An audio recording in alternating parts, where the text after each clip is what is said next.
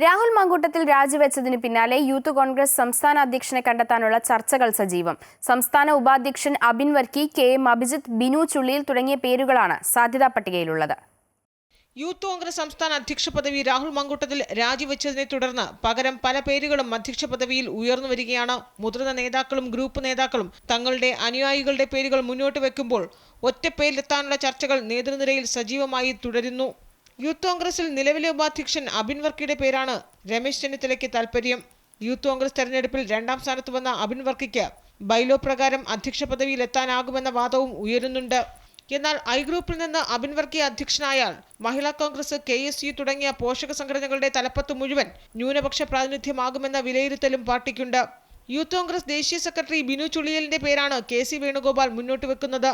മുമ്പ് സംസ്ഥാന അധ്യക്ഷ സ്ഥാനത്തേക്ക് സജീവമായി ഉയർന്ന പേരുകൂടിയായിരുന്നു ബിനു ചുള്ളിയിൽ. അതേസമയം KSU സംസ്ഥാന അധ്യക്ഷനായി ഏറെക്കാലം പ്രവർത്തിച്ച KM അഭിജിത്തിനെയും പരിഗണിക്കുന്നുണ്ട്. യൂത്ത് കോൺഗ്രസ് ദേശീയ ഭാരവാഹി പട്ടികയിൽ നിന്ന് അഭിജിത്തിനെ ഒഴിവാക്കിയപ്പോൾ വ്യാപകമായ വിമർശനമാണ് ഉയർന്നിരുന്നത്. KC വേണുഗോപാലുമായി അടുത്തു നിൽക്കുന്ന മറ്റൊരു യുവനേതാവായ OJ ജനീഷിന്റെ പേരും പരിഗണനയിലുണ്ട്. തെക്കൻ ജില്ലകളിൽ നിന്നുള്ള നേതാക്കളാണ് വരുന്നതെങ്കിൽ JS അഖിലും സാധ്യതാ പട്ടികയിലുണ്ട്. എത്രയും വേഗത്തിൽ അധ്യക്ഷനെ പ്രഖ്യാപിക്കാനാണ് കോൺഗ്രസിന്റെ നീക്കം. അമൃത ന്യൂസ്, തിരുവനന്തപുരം.